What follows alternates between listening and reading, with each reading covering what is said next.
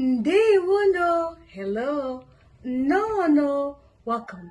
Ahambu Ifi Okiche, the owner of Preserve Our Heritage, where our goal is to help you to speak and to understand the Igbo language. Today I have some of my students here with me, and we're going to be going over how to express yourself in Igbo language. Are you guys ready? Yes!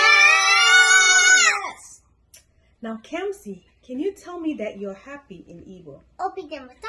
Kora niaka. Thank you. Obi demoto means I am happy. Now, Zion, can you tell me that you're hungry in Igbo? Agru na agum.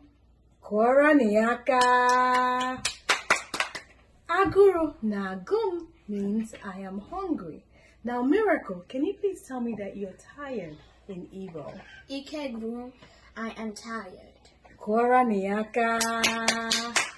Ike gurum, which means I am tired.